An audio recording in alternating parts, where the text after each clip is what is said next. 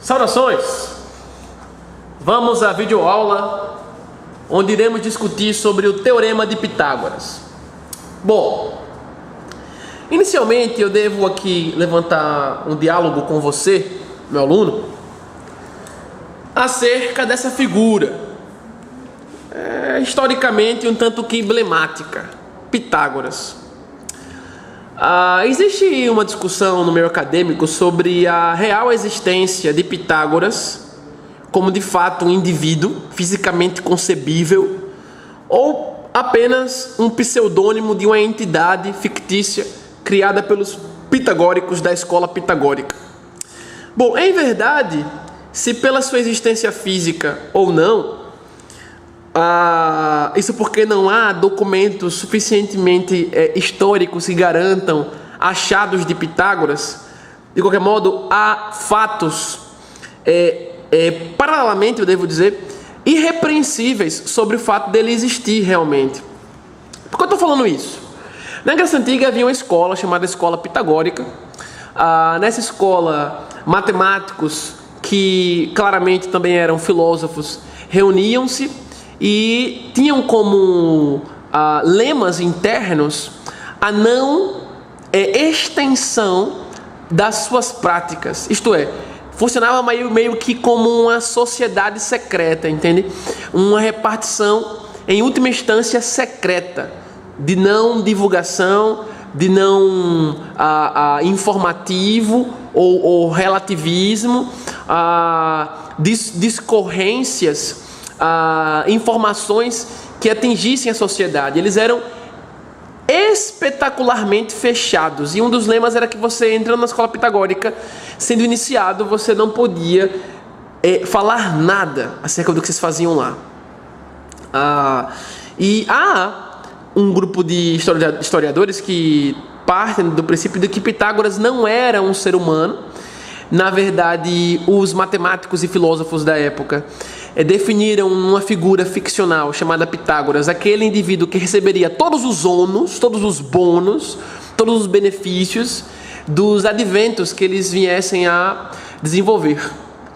Em contrapartida, há quem de fato garanta a existência categórica de tal. Quanto a isso, eu diria, e portanto solicitaria, que você, meu aluno, você que assiste esse vídeo, procure um livro. Este livro se chama Pitágoras e o Tema do Número. Ele foi escrito por um jornalista e filósofo brasileiro chamado Mário Ferreira dos Santos. Repito, o livro é Pitágoras e o Tema do Número. Autor, Mário Ferreira dos Santos. Esse livro ele tem uma configuração fundamentada no tema filosofia concreta. E, entre outras coisas, eu devo dizer que essa literatura vai elevar muito as suas apoderações intelectuais. Não é uma literatura tão fácil de ser lida. É bem provável que você fique em 2 páginas por um ano. De qualquer modo, saiba que a musculatura ela não se expande sem exercício. E seu cérebro é formado por massa encefálica, similarmente a um aglomerado muscular. Bom, qual motivação ou quais motivações para o Teorema de Pitágoras? Eu vou começar com um problema que você observa aqui nessa lâmina.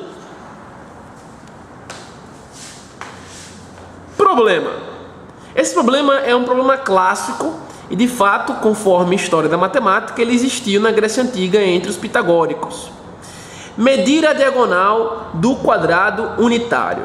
Abaixo eu chamei o quadrado unitário, eu destaquei ele por essa simbologia. I maiúsculo, algarismo romano, significa o valor, significa a quantidade 1. Qual é o problema? Dado um quadrado, e nesse caso unitário, cujo lado é um UC, dado de comprimento, eu quero medir a sua diagonal. Quando você traça uma diagonal num quadrilátero, conforme a aula, área, você divide esse quadrilátero em 2 regiões semelhantes, simetricamente disponíveis. Nesse caso, 2 triângulos retângulos, um por cima, outro por baixo.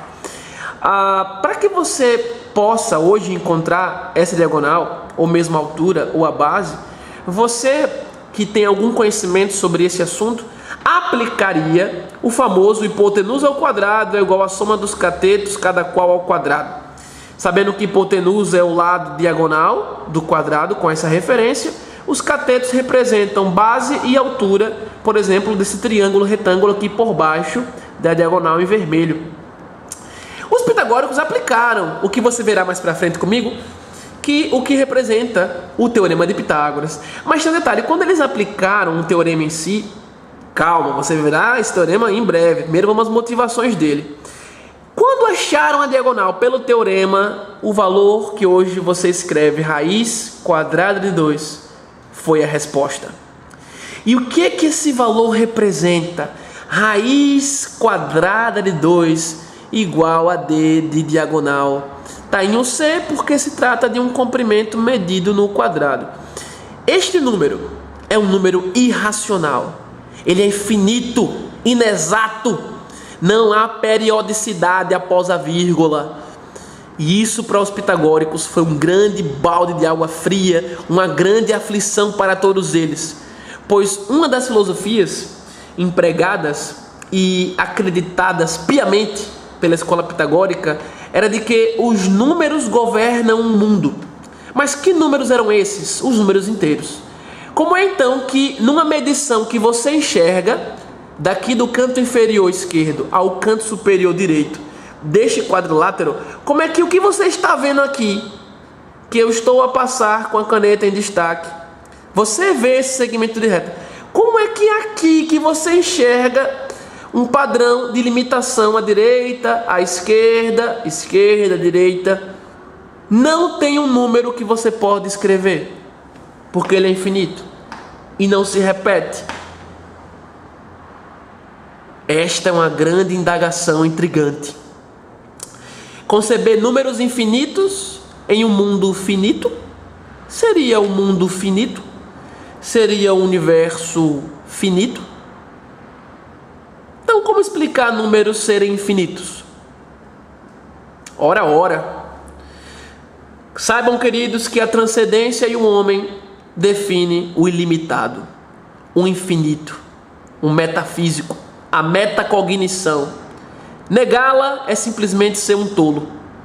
A constatação pragmática, matematicamente concebível, aqui nesse momento, é de que um número infinito coube aqui. Dimensionalmente falando, esse segmento tem uma dimensão, ele é unidimensional. Mas o ponto que define uma dimensão, o ponto junto com outros pontos que definem uma dimensão, em si não tem dimensão. Ponto é a figura geométrica adimensional, sem dimensão. Paradoxal? Parece para você? Não negue a sua inteligência, meu caro aluno. A transcendência e o homem, especialmente a primeira, deve ser cogitação necessária e suficiente para a sua intelectualidade.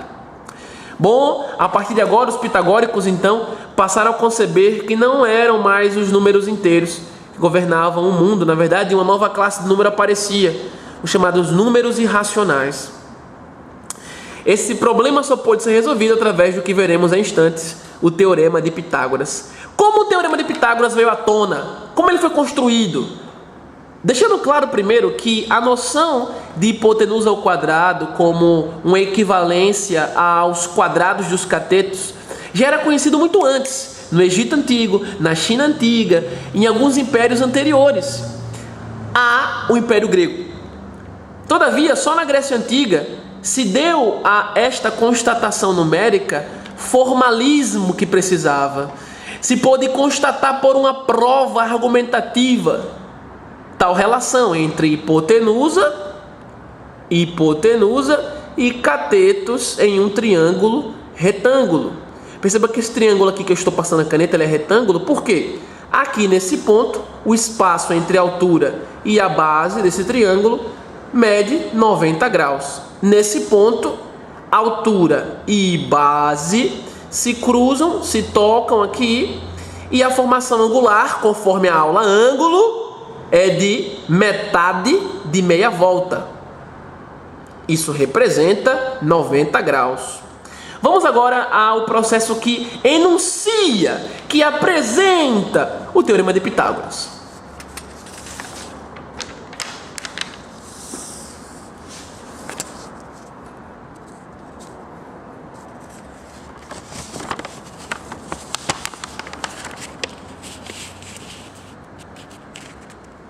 Muito bem, alunos. Situação, 2 pontos. De 1 tem-se. Quando nós seccionamos o quadrado unitário de 1 em algarismo romano e discretizamos em 2 partes aquele quadrado, o que temos? 2 triângulos retângulos. 2 triângulos retângulos que você pode notar aqui destacado por região 1 e aqui por região 2. Por que eles são triângulos retângulos? Simples. Porque ao observar nesse canto inferior direito, nesse triângulo da região 2, e observar no canto superior esquerdo da região do triângulo 1, você tem ângulos retos. O que é que define um triângulo retângulo? O ângulo reto. Ângulo reto. Ângulo reto. Viu um triângulo, ele tem um ângulo de 90 graus, você já pode aí ficar com a certeza de que esse triângulo é chamado triângulo retângulo. A ideia de retângulo deriva-se do fato de ser concebido a partir de um quadrilátero que possui ângulo reto. Ótimo! Nós conseguimos 2 triângulos retângulos. Eu irei selecionar, conforme você vê aqui abaixo, eu irei selecionar a região 2 e vamos trabalhar a região 2 a fim de obtermos toda a noção que define o Teorema de Pitágoras. Acompanhe comigo.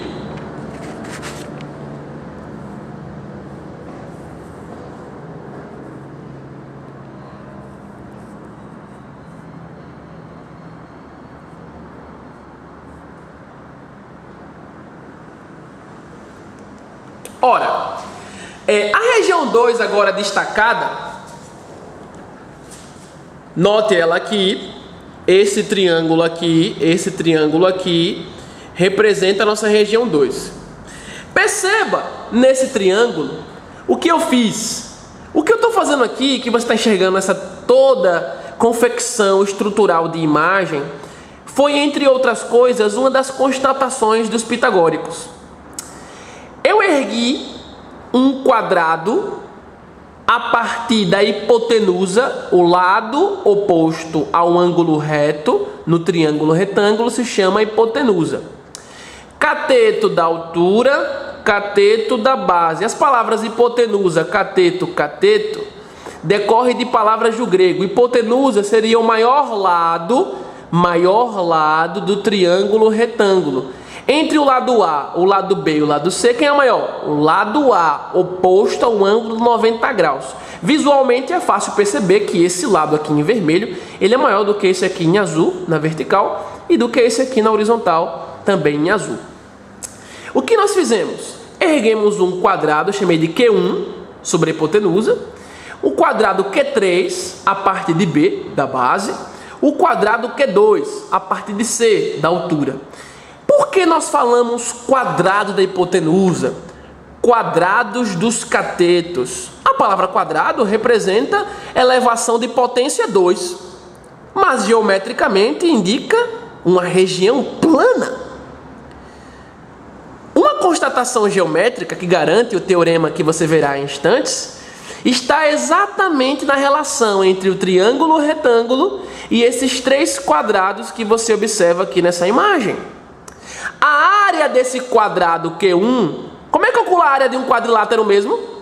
Base vezes altura, largura vezes comprimento. Se é um quadrado e aqui tem A, então os outros 3 lados também terão A nesse esboço. Logo, A vezes A, área de Q1, A elevado a 2. Área de Q1, A ao quadrado.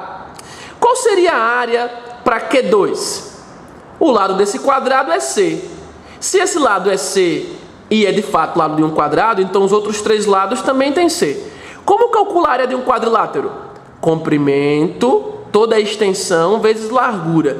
Como esse quadrado aqui está em pé para a gente, visualmente ele estaria exposto planificadamente na vertical, então tenho base, altura.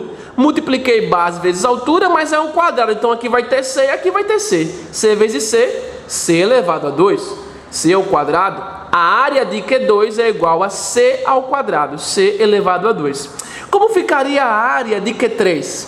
O lado do quadrado é B, seguindo analogamente a Q1 e a Q2, a área de Q3, B ao quadrado. O que foi observado, senhoras e senhores, que a soma da área de Q2 com a área de Q3 resulta exatamente na área de Q1. Mas quem é a área de Q1? A ao quadrado. Quem é a área de Q2? C ao quadrado. Quem é a área de Q3? B ao quadrado. Isso quer dizer então que B ao quadrado mais C ao quadrado vai lhe levar a uma resposta que é igual a A ao quadrado. E que A ao quadrado é o mesmo que você somar C ao quadrado com B ao quadrado. A observação geométrica que veio formalizar o porquê de existir uma relação entre hipotenusa e catetos em um triângulo retângulo, hipotenusa, cateto, cateto em um triângulo retângulo, geometricamente ratifico, como você fala quadrado, então vem do quadrado. E quais quadrados? Quadrados que estão postados sobre os lados desse triângulo retângulo ao centro. Por que a relação obedece hipotenusa ao quadrado igual a esse cateto ao quadrado somado com esse cateto ao quadrado? Simples. Porque cada lado desse ao quadrado representa a área de um quadrado que foi fundamentado sobre os lados do triângulo. E a soma de Q2 com Q3 em suas áreas dá exatamente a área de Q1 em sua área. Olha a frase abaixo. Essa frase abaixo representa o que seria uma particularização do fato acima. Se A é igual a 5 unidades de comprimento, B é igual a 4 unidades de comprimento e C é igual a 3 unidades de comprimento, então 5 ao quadrado, a área de que seria Q1, equivale a 4 ao quadrado, a área que seria de Q3, mais 3 ao quadrado. Vou puxar a folha um pouquinho para a esquerda, para você enxergar bem essa parte. Área de Q1, área de Q3, área de Q2. Quanto é 5 ao quadrado? 25. 4 ao quadrado? 16. 3 ao quadrado? 9. 16 mais 9, 25. Mas eu já tinha 25 antes da igualdade. Logo, essa igualdade se confirma. Somar esses dois quadrados é exatamente igual a ter este quadrado sobre 5. Isto é, meus queridos, a ideia constatada para o teorema está, de fato, regulamentada pela relação entre a área de quadrados dispostos nos lados de um triângulo retângulo ao centro e que, portanto, vai convergir para uma relação entre os lados desse triângulo retângulo. Viu este simbolozinho no triângulo? O que é que tem aqui? Ângulo de 90 graus, um triângulo retângulo. Feito isso, o que o teorema, então, finalmente, de maneira elegante, vai nos explicitar? Verifique, próxima tela.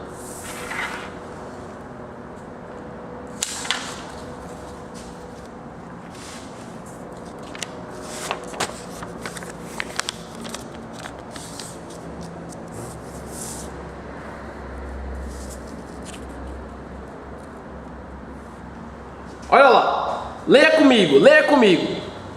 Daí, o teorema de Pitágoras garante que, dois pontos, dado um triângulo retângulo, então você tem que ter um triângulo retângulo, tá? A hipotenusa ao quadrado equivale à soma dos quadrados dos catetos. Lembrando que hipotenusa ao quadrado determina a área sobre a hipotenusa de um quadrado. Os quadrados dos catetos determinam duas áreas de dois quadrados. Um sobre um cateto do triângulo, o outro sobre o outro cateto do triângulo. Exatamente o enunciado formal, elegante, erudito, qualificado para a Vossa Senhoria poder ratificar o que segue. Olha essa imagem. Triângulo formado pelos seguintes vértices. Vértice A, essa extremidade. Vértice C, essa extremidade. Vértice B, essa extremidade. Tem uma região plana aqui ao meio, limitada por esses lados, que são três, que formam esse polígono, um triângulo. Nesse caso, ratifico, triângulo, retângulo. Olha o ângulo aqui de 90 graus. Hipotenusa, lado maior, e os outros lados B e C, catetos. Hipotenusa, o lado oposto ao ângulo reto. Se o ângulo reto estivesse aqui, no vértice B, hipotenusa estaria aqui embaixo. Se o ângulo reto estivesse aqui, no vértice C, hipotenusa estaria aqui, onde eu aponto com a caneta. Basta você começar a rotacionar esse triângulo em torno de um dos vértices. Fixe o vértice A, comece a girar no sentido anti-horário o triângulo. Você verá várias posições que o ângulo reto poderá assumir, bem como se girasse no sentido horário também. Constatação do texto acima, ainda pouco lido, é: se eu fizer A ao quadrado, portanto terei uma equivalência à soma dos quadrados dos catetos. B e C são catetos. Vão estar na base ou na altura. Hipotenusa, o lado maior. Repito, os catetos vão estar na base ou na altura. E A, o lado maior. Finalmente, destaco uma observação. Leia comigo. A soma dos ângulos internos de... Olha que informação útil. Veja que em nossas aulas você tem um tema particular, um tema especial. E esses temas, matematicamente, por serem acumulativos, vão te levando para outros. E você absorve mais e mais informação. Escuta aí. A soma dos ângulos internos de um triângulo equivale a 180 graus. Isto é, somar este alfa com este beta e com 90 graus resulta em 180 graus. A soma dos ângulos internos de um triângulo qualquer resulta em 180 graus. Se nesse triângulo aqui em cima, aqui no vértice A, eu já tenho um ângulo de 90 graus interno, o que sobra para beta e alfa? Ora, a soma desses dois, quando de fato juntos, só pode ser equivalente a 90 graus, porque eu teria 90 mais os 90 desses dois somados, que equivaleria a 180. Logo, leia comigo aqui embaixo, logo, do triângulo ABC acima, tem-se alfa mais beta igual a 90 graus. Detalhe importante, quando dois ângulos somados equivalem a 90, o que você fala deles dois? Que eles são complementares. Então, se de repente você souber que esse alfa tem 30 graus, quanto terá beta? 60. Se de repente você sabe na questão, num problema, que esse alfa tem 45 graus, quanto tem beta? 45 graus. E vice-versa, senhores e senhoras. E dessa forma eu encerro a nossa aula. Aguardem agora o nosso próximo encontro e a próxima lista deliciosa de exercícios. Forte abraço!